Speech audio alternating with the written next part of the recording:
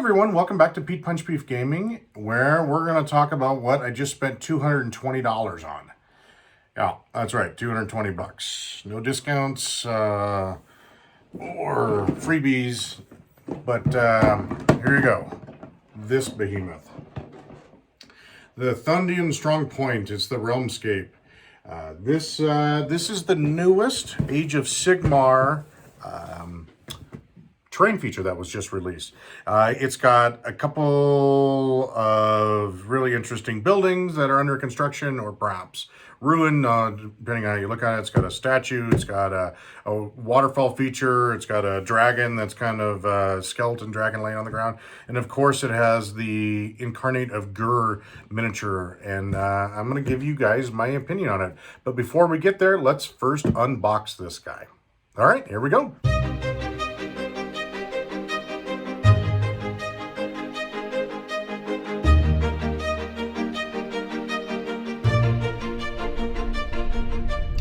So here it is, the Thondian Stronghold Realmscape box set. This is big. It's probably about 5 inches wide. It is, I can tell you exactly how wide it is, just shy of 5 inches, about 4.5. You can see what you're supposed to get here in the back of the box. Looks like a cool waterfall magical feature, a couple ruined building pieces, a statue over here, a little bit of I don't know, crates or boxes or something. You've got this dragon bone piece, and then of course our new creature in here. And then it also comes with a couple of boards to build out your table, which is pretty slick overall. I paid $220 US for it, and let's open it up. Let's see what we all think in terms of whether I got my money out of the deal. So we're just going to go ahead and run this X-Acto knife. Now, I will tell you, one of the biggest bits of feedback that I've seen people have is around this creature that's included in here. He is currently only available via this box set as a beast of Gur, and people are a little bit flummoxed by the fact that he's locked behind kind of that paywall, as it were. So let's go ahead and dive into it. Here's the box, pretty darn full of stuff. I'm just going to set it over here to the side a little bit, and let's pull out the sprue so you can get a good deep look at it. This looks like one of the waterfall pieces. It's pretty standard GW classic plastic, well detailed. We've also got looks like some bits. There's a Stormcast Eternal head on there. There's a Stormcast body. So some nice detail in there. Setting this one aside, here's a few more looks at what you're getting here. Pretty standard stuff. Thickness is good, not flimsy by any stretch of the imagination. Here's the dragon skeleton piece, a pretty big sprue. I think this one makes for some nice terrain on the board. Here is some of the buildings that we can see, the statue rather. That's a really nice piece. I can see that getting a lot of use. I think this will be really good airbrush terrain. I think it'll come together very quickly with an airbrush. Here's some of our buildings that you can probably garrison and take for cover. Nice detailing on the top there. You can see where they're working on it, like there's some masonry tools and whatnot there. Then here's the other building sprue. Beautiful door frames. I like what we've got here. And then here's the beast. Here's what everybody is disappointed is behind the paywall. Looks rather ephemeral. It's not flimsy in its construction. In fact, it's quite rigid everywhere, so I think it'll be nicely put together and hold up quite well. But it looks like it's quite an ephemeral piece. And it comes on one of these very large bases that you see for most of your giants or your mega gargants. Now the box itself has got still some heft to it, and I suspect those are the boards underneath. boards are protected by this Warhammer Age of Sigmar piece of art, which is recycled, actually. This looks like this is right out of the Dominion box. Still a very nice piece of art, no doubt about it. But I think I've already got one up on the wall, and I do. Here is the instructions buried under here. Give you an idea of what you're building, what to expect, your 130 millimeter base.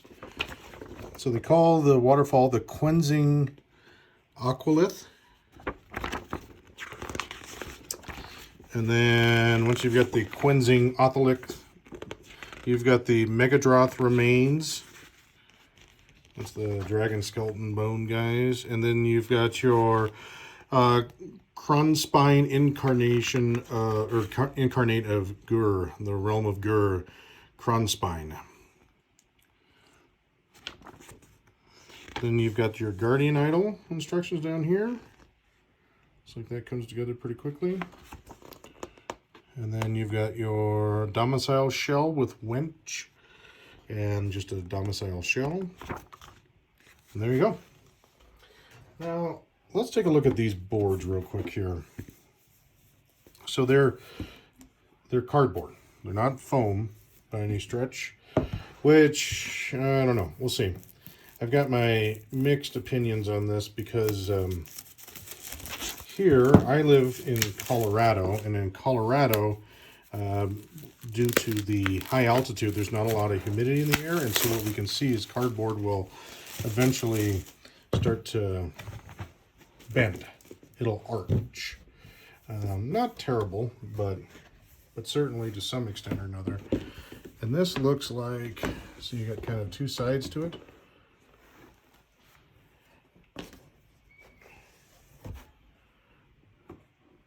That's the other side. Pretty good. And you've got two of them. So you can build your Realmscape that matches the Gur landscape. Now, what I am wondering is how big this is. So when we look at, maybe it's on the instructions here, of what you get in this.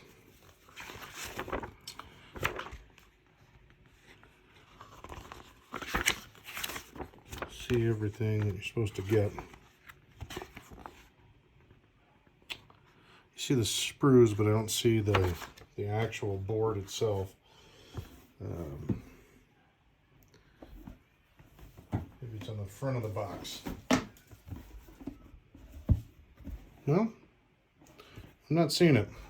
I know the product description will tell you how big it is, and we'll take a look at that as I give you my closing remarks in terms of the size of it overall. But that's the Thondian Stronghold. That's what you're getting in there. I'll give you my reviews here in terms of thoughts and what we're getting. All right, let's transition to the final thoughts. Okay, so that was the unboxing. That is the entirety of the context. Now, what do I think? I spent 220 bucks on this. Where do I come down on it? And I think that's where the rubber's going to meet the road for some of you. Well, as per usual, GW does a nice job with their terrain. There's no doubt about that. I appreciate what they've got going on, and I think nobody can call into question the quality.